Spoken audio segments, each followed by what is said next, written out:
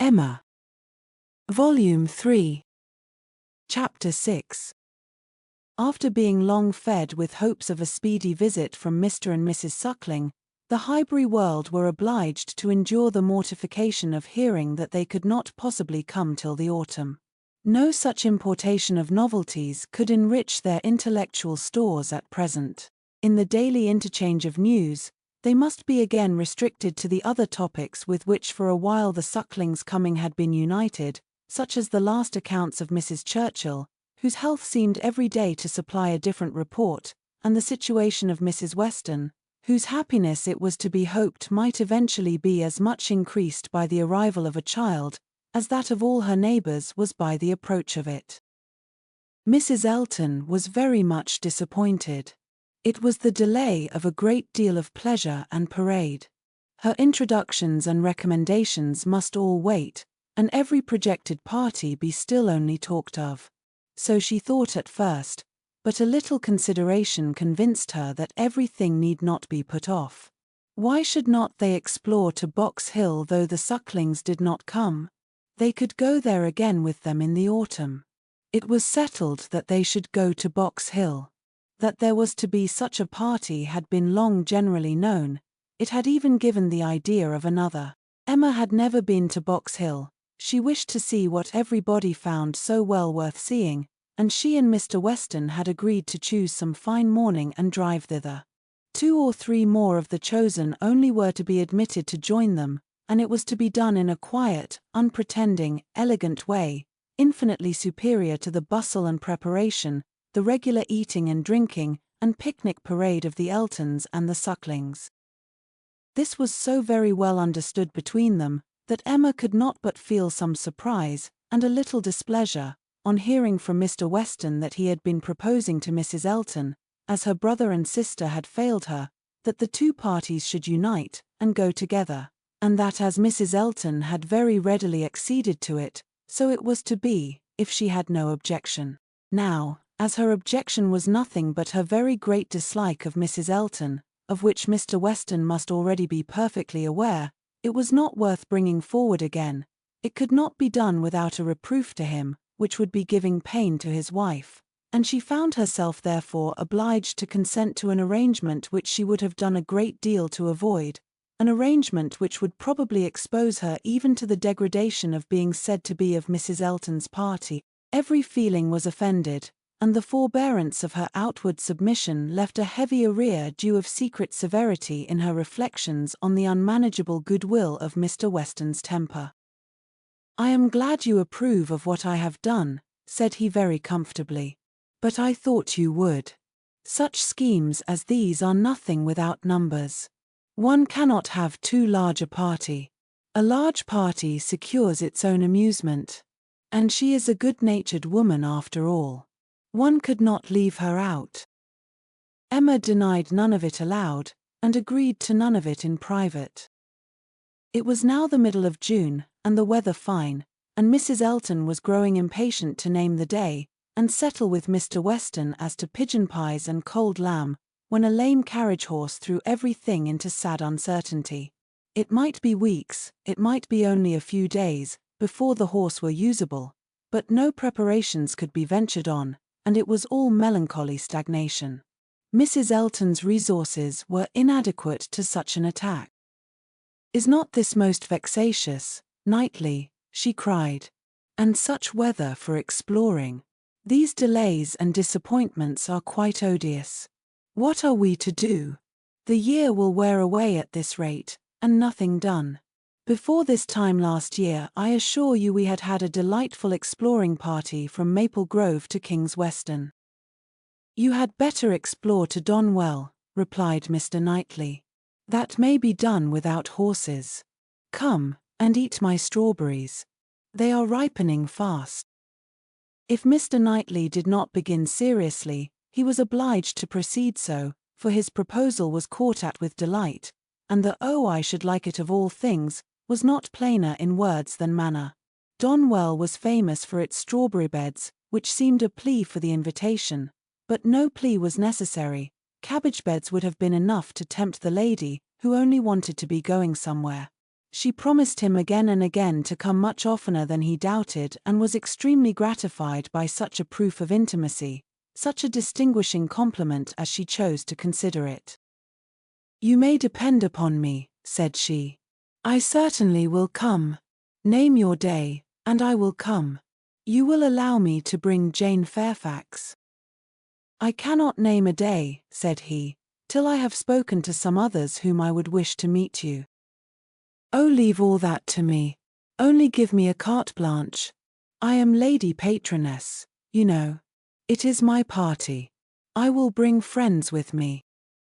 "I hope you will bring Elton," said he, "but I will not trouble you to give any other invitations." "Oh, now you are looking very sly. But consider, you need not be afraid of delegating power to me. I am no young lady on her preferment. Married women, you know, may be safely authorized. It is my party. Leave it all to me. I will invite your guests." "No," he calmly replied, "there is but one married woman in the world whom I can ever allow to invite what guests she pleases to Donwell, and that one is—" "Mrs. Weston, I suppose," interrupted Mrs. Elton, rather mortified. "No, Mrs. Knightley. Until she is in being, I will manage such matters myself." "Ah, you are an odd creature," she cried, satisfied to have no one preferred to herself. "You are a humorist, and may say what you like." "Quite a humorist. Well, I shall bring Jane with me, Jane and her aunt. The rest I leave to you. I have no objections at all to meeting the Hartfield family. Don't scruple. I know you are attached to them. You certainly will meet them if I can prevail, and I shall call on Miss Bates in my way home." "That's quite unnecessary. I see Jane every day, but as you like. It is to be a morning scheme, you know, Knightley, quite a simple thing. I shall wear a large bonnet, and bring one of my little baskets hanging on my arm. Here, probably this basket with pink ribbon. Nothing can be more simple, you see. And Jane will have such another. There is to be no form or parade, a sort of gypsy party. We are to walk about your gardens, and gather the strawberries ourselves, and sit under trees, and whatever else you may like to provide, it is to be all out of doors, a table spread in the shade, you know. Everything as natural and simple as possible. Is not that your idea?" "Not quite.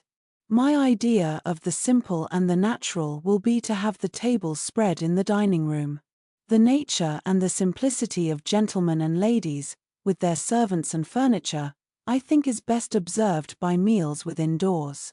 When you are tired of eating strawberries in the garden, there shall be cold meat in the house."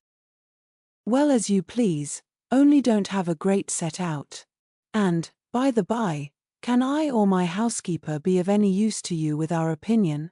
Pray be sincere, Knightley. If you wish me to talk to Mrs. Hodges, or to inspect anything." "I have not the least wish for it, I thank you." "Well, but if any difficulties should arise, my housekeeper is extremely clever. I will answer for it, that mine thinks herself full as clever, and would spurn anybody's assistance. I wish we had a donkey. The thing would be for us all to come on donkeys, Jane, Miss Bates, and me and my caro sposo walking by. I really must talk to him about purchasing a donkey. In a country life I conceive it to be a sort of necessary, for, let a woman have ever so many resources, it is not possible for her to be always shut up at home, and very long walks, you know. In summer there is dust, and in winter there is dirt. You will not find either, between Donwell and Highbury. Donwell Lane is never dusty, and now it is perfectly dry. Come on a donkey, however, if you prefer it. You can borrow Mrs. Cole's. I would wish everything to be as much to your taste as possible." That I am sure you would. Indeed I do you justice, my good friend. Under that peculiar sort of dry, blunt manner, I know you have the warmest heart. As I tell Mr. E., you are a thorough humorist. Yes, believe me, Knightley, I am fully sensible of your attention to me in the whole of this scheme. You have hit upon the very thing to please me. Mr. Knightley had another reason for avoiding a table in the shade. He wished to persuade Mr. Woodhouse, as well as Emma, to join the party, and he knew that to have any of them sitting down out of doors to eat would inevitably make him ill. Mr. Woodhouse must not, under the specious pretence of a morning drive, and an hour or two spent at Donwell, be tempted away to his misery. He was invited on good faith. No lurking horrors were to upbraid him for his easy credulity. He did consent. He had not been at Donwell for 2 years. Some very fine morning, he, and Emma, and Harriet, could go very well, and he could sit still with Mrs. Weston, while the dear girls walked about the gardens. He did not suppose they could be damp now, in the middle of the day. He should like to see the old house again exceedingly, and should be very happy to meet Mr. and Mrs. Elton, and any other of his neighbours. He could not see any objection at all to his, and Emma's, and Harriet's going there some very fine morning. He thought it very well done of Mr. Knightley to invite them, very kind and sensible, much cleverer than dining out. He was not fond of dining out. Mr. Knightley was fortunate in everybody's most ready concurrence. The invitation was everywhere so well received, that it seemed as if, like Mrs. Elton, they were all taking the scheme as a particular compliment to themselves. Emma and Harriet professed very high expectations of pleasure from it, and Mr. Weston, unasked, promised to get Frank over to join them, if possible, a proof of approbation and gratitude which could have been dispensed with. Mr. Knightley was then obliged to say that he should be glad to see him, and Mr. Weston engaged to lose no time in writing, and spare no arguments to induce him to come. In the meanwhile the lame horse recovered so fast, that the party to Box Hill was again under happy consideration, and at last Donwell was settled for one day, and Box Hill for the next, the weather appearing exactly right. Under a bright midday sun, at almost midsummer, Mr. Woodhouse was safely conveyed in his carriage, with one window down, to partake of this alfresco party, and in one of the most comfortable rooms in the Abbey, especially prepared for him by a fire all the morning, he was happily placed, quite at his ease, ready to talk with pleasure of what had been achieved, and advise everybody to come and sit down, and not to heat themselves. Mrs. Weston, who seemed to have walked there on purpose to be tired, and sit all the time with him, remained, when all the others were invited or persuaded out, his patient listener and sympathizer. It was so long since Emma had been at the Abbey, that as soon as she was satisfied of her father's comfort, she was glad to leave him, and look around her, eager to refresh and correct her memory with more particular observation, more exact understanding of a house and grounds which must ever be so interesting to her and all her family. She felt all the honest pride and complacency which her alliance with the present and future proprietor could fairly warrant, as she viewed the respectable size and style of the building, its suitable, becoming, characteristic situation, low and sheltered, its ample gardens stretching down to meadows washed by a stream, of which the Abbey, with all the old neglect of prospect, had scarcely a sight, and its abundance of timber in rows and avenues, which neither fashion nor extravagance had rooted up.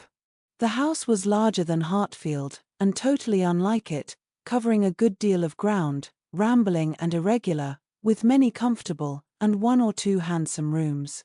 It was just what it ought to be, and it looked what it was, and Emma felt an increasing respect for it, as the residence of a family of such true gentility, untainted in blood and understanding.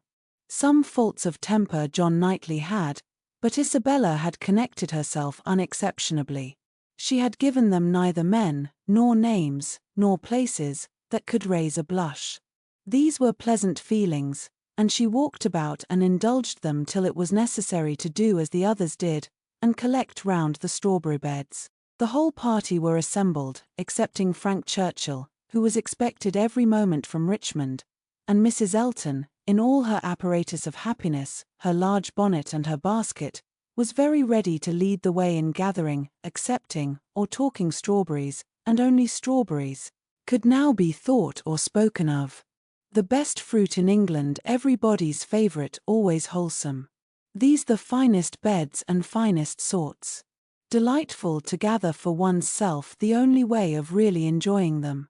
Morning decidedly the best time, never tired, every sort good, hautboy infinitely superior, no comparison, the others hardly eatable, hautboys very scarce, chilly, preferred, white wood finest flavour of all, price of strawberries in London, abundance about Bristol, Maple Grove, cultivation beds when to be renewed. Gardeners thinking exactly different, no general rule, gardeners never to be put out of their way, delicious fruit only too rich to be eaten, much of inferior to cherries, currants more refreshing only. Objection to gathering strawberries, the stooping glaring sun, tired to death, could bear it no longer, must go and sit in the shade. Such, for half an hour, was the conversation, interrupted only once by Mrs. Weston, who came out, in her solicitude after her son-in-law, to inquire if he were come, and she was a little uneasy. She had some fears of his horse. Seats tolerably in the shade were found, and now Emma was obliged to overhear what Mrs. Elton and Jane Fairfax were talking of. A situation, a most desirable situation, was in question. Mrs. Elton had received notice of it that morning, and was in raptures. It was not with Mrs. Suckling, it was not with Mrs. Bragg, but in felicity and splendour it fell short only of them.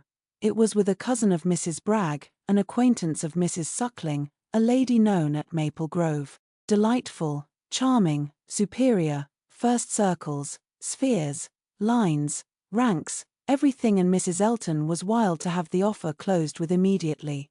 On her side, all was warmth, energy, and triumph, and she positively refused to take her friend's negative, though Miss Fairfax continued to assure her that she would not at present engage in anything, repeating the same motives which she had been heard to urge before.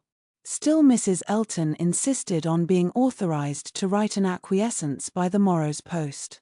How Jane could bear it at all was astonishing to Emma. She did look vexed, she did speak pointedly, and at last, with a decision of action unusual to her, proposed a removal. Should not they walk? Would not Mr. Knightley show them the gardens, all the gardens? She wished to see the whole extent. The pertinacity of her friend seemed more than she could bear. It was hot, and after walking some time over the gardens in a scattered, dispersed way, scarcely any three together, they insensibly followed one another to the delicious shade of a broad short avenue of limes, which, stretching beyond the garden at an equal distance from the river, seemed the finish of the pleasure grounds. It led to nothing but a view at the end over a low stone wall with high pillars, which seemed intended, in their erection, to give the appearance of an approach to the house, which never had been there. Disputable, however, as might be the taste of such a termination, it was in itself a charming walk, and the view which closed it extremely pretty. The considerable slope, at nearly the foot of which the abbey stood, gradually acquired a steeper form beyond its grounds, and at half a mile distant was a bank of considerable abruptness and grandeur, well clothed with wood, and at the bottom of this bank, favourably placed and sheltered, rose the Abbey Mill Farm, with meadows in front, and the river making a close and handsome curve around it. It was a sweet view, sweet to the eye and the mind. English verdure, English culture, English comfort, seen under a sun bright, without being oppressive. In this walk Emma and Mr. Weston found all the others assembled, and towards this view she immediately perceived Mr. Knightley and Harriet distinct from the rest, quietly leading the way. Mr. Knightley and Harriet. It was an odd tete-a-tete, but she was glad to see it. There had been a time when he would have scorned her as a companion, and turned from her with little ceremony. Now they seemed in pleasant conversation. There had been a time also when Emma would have been sorry to see Harriet in a spot so favourable for the Abbey Mill Farm, but now she feared it not. It might be safely viewed with all its appendages of prosperity and beauty, its rich pastures, spreading flocks, orchard in blossom, and light column of smoke ascending. She joined them at the wall, and found them more engaged in talking than in looking around. He was giving Harriet information as to modes of agriculture, etc., and Emma received a smile which seemed to say, "These are my own concerns. I have a right to talk on such subjects, without being suspected of introducing Robert Martin." She did not suspect him. It was too old a story. Robert Martin had probably ceased to think of Harriet. They took a few turns together along the walk. The shade was most refreshing, and Emma found it the pleasantest part of the day. The next remove was to the house. They must all go in and eat, and they were all seated and busy, and still Frank Churchill did not come. Mrs. Weston looked, and looked in vain. His father would not own himself uneasy, and laughed at her fears, but she could not be cured of wishing that he would part with his black mare. He had expressed himself as to coming, with more than common certainty. His aunt was so much better, that he had not a doubt of getting over to them. Mrs. Churchill's state, however, as many were ready to remind her, was liable to such sudden variation as might disappoint her nephew in the most reasonable dependence, and Mrs. Weston was at last persuaded to believe, or to say, that it must be by some attack of Mrs. Churchill that he was prevented coming. Emma looked at Harriet while the point was under consideration. She behaved very well, and betrayed no emotion.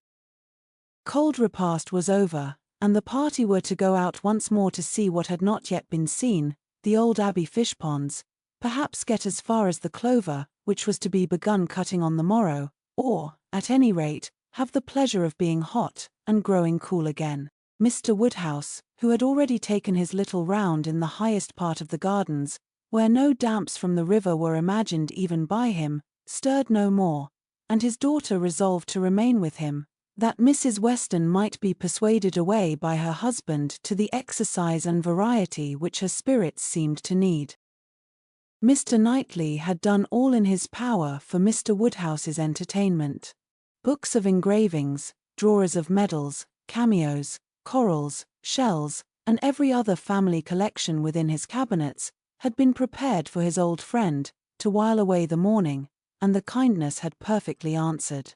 Mr. Woodhouse had been exceedingly well amused.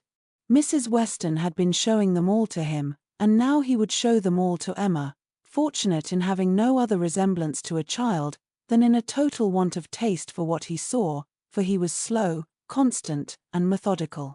Before this second looking over was begun, however, Emma walked into the hall for the sake of a few moments' free observation of the entrance and ground plot of the house, and was hardly there, when Jane Fairfax appeared, coming quickly in from the garden, and with a look of escape. Little expecting to meet Miss Woodhouse so soon, there was a start at first, but Miss Woodhouse was the very person she was in quest of. "Will you be so kind," said she, "when I am missed, as to say that I am gone home? I am going this moment. My aunt is not aware how late it is, nor how long we have been absent, but I am sure we shall be wanted, and I am determined to go directly. I have said nothing about it to anybody. It would only be giving trouble and distress. Some are gone to the ponds, and some to the lime walk. Till they all come in I shall not be missed, and when they do, will you have the goodness to say that I am gone?" "Certainly, if you wish it, but you are not going to walk to Highbury alone?" "Yes, what should hurt me? I walk fast. I shall be at home in 20 minutes. But it is too far, indeed it is, to be walking quite alone. Let my father's servant go with you. Let me order the carriage. It can be round in 5 minutes. Thank you, but on no account. I would rather walk. And for me to be afraid of walking alone, I, who may so soon have to guard others." She spoke with great agitation, and Emma very feelingly replied, "That can be no reason for your being exposed to danger now. I must order the carriage. The heat even would be danger. You are fatigued already." "I am," she answered, "I am fatigued, but it is not the sort of fatigue quick walking will refresh me. Miss Woodhouse, We all know at times what it is to be wearied in spirits. Mine, I confess, are exhausted. The greatest kindness you can show me will be to let me have my own way, and only say that I am gone when it is necessary." Emma had not another word to oppose. She saw it all, and entering into her feelings, promoted her quitting the house immediately, and watched her safely off with the zeal of a friend. Her parting look was grateful, and her parting words, "Oh, Miss Woodhouse," the comfort of being sometimes alone, seemed to burst from an overcharged heart, and to describe somewhat of the continual endurance to be practiced by her, even towards some of those who loved her best. "Such a home, indeed. Such an aunt," said Emma, as she turned back into the hall again. "I do pity you. And the more sensibility you betray of their just horrors, the more I shall like you." Jane had not been gone a quarter of an hour, and they had only accomplished some views of St. Mark's Place, Venice, when Frank Churchill entered the room. Emma had not been thinking of him, she had forgotten to think of him, but she was very glad to see him. Mrs. Weston would be at ease. The black mare was blameless. They were right who had named Mrs. Churchill as the cause. He had been detained by a temporary increase of illness in her, a nervous seizure, which had lasted some hours, and he had quite given up every thought of coming, till very late, and had he known how hot a ride he should have, and how late, with all his hurry, he must be, he believed he should not have come at all. The heat was excessive. He had never suffered anything like it, almost wished he had stayed at home. Nothing killed him like heat, he could bear any degree of cold, etc. But heat was intolerable, and he sat down, at the greatest possible distance from the slight remains of Mr. Woodhouse's fire, looking very deplorable. "You will soon be cooler, if you sit still," said Emma. "As soon as I am cooler I shall go back again. I could very ill be spared, but such a point had been made of my coming. You will all be going soon, I suppose, the whole party breaking up. I met one as I came. Madness in such weather. Absolute madness." Emma listened, and looked, and soon perceived that Frank Churchill's state might be best defined by the expressive phrase of being out of humour. Some people were always cross when they were hot. Such might be his constitution, and as she knew that eating and drinking were often the cure of such incidental complaints, she recommended his taking some refreshment. He would find abundance of everything in the dining room, and she humanely pointed out the door. No, he should not eat. He was not hungry, it would only make him hotter. In 2 minutes, however, he relented in his own favour, and muttering something about Spruceby, walked off. Emma returned all her attention to her father, saying in secret, "I am glad I have done being in love with him. I should not like a man who is so soon discomposed by a hot morning. Harriet's sweet easy temper will not mind it." He was gone long enough to have had a very comfortable meal, and came back all the better grown, quite cool and, with good manners, like himself, able to draw a chair close to them, take an interest in their employment, and regret, in a reasonable way, that he should be so late. He was not in his best spirits, but seemed trying to improve them, and, at last, made himself talk nonsense very agreeably. They were looking over views in Switzerland. "As soon as my aunt gets well, I shall go abroad," said he. "I shall never be easy till I have seen some of these places. You will have my sketches, some time or other, to look at, or my tour to read, or my poem. I shall do something to expose myself." "That may be, but not by sketches in Switzerland. You will never go to Switzerland. Your uncle and aunt will never allow you to leave England. They may be induced to go too. A warm climate may be prescribed for her. I have more than half an expectation of our all going abroad. I assure you I have. I feel a strong persuasion, this morning, that I shall soon be abroad. I ought to travel. I am tired of doing nothing. I want a change. I am serious, Miss Woodhouse. Whatever your penetrating eyes may fancy, I am sick of England and would leave it tomorrow, if I could." "You are sick of prosperity and indulgence. Cannot you invent a few hardships for yourself, and be contented to stay? I sick of prosperity and indulgence.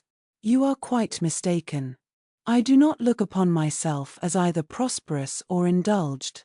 I am thwarted in everything material. I do not consider myself at all a fortunate person. You are not quite so miserable, though, as when you first came. Go and eat and drink a little more, and you will do very well. Another slice of cold meat, another draught of Madeira and water, will make you nearly on a par with the rest of us. No, I shall not stir. I shall sit by you. You are my best cure. We are going to Box Hill tomorrow. You will join us. It is not Switzerland, but it will be something for a young man so much in want of a change. You will stay, and go with us? No, certainly not. I shall go home in the cool of the evening. But you may come again in the cool of tomorrow morning. No, it will not be worthwhile. If I come, I shall be cross. Then pray stay at Richmond. But if I do, I shall be crosser still. I can never bear to think of you all there without me. These are difficulties which you must settle for yourself. Choose your own degree of crossness. I shall press you no more. The rest of the party were now returning, and all were soon collected. With some there was great joy at the sight of Frank Churchill, others took it very composedly, but there was a very general distress and disturbance on Miss Fairfax's disappearance being explained. That it was time for everybody to go, concluded the subject, and with a short final arrangement for the next day's scheme, they parted. Frank Churchill's little inclination to exclude himself increased so much, that his last words to Emma were, "Well, if you wish me to stay and join the party, I will." She smiled her acceptance, and nothing less than a summons from Richmond was to take him back before the following evening.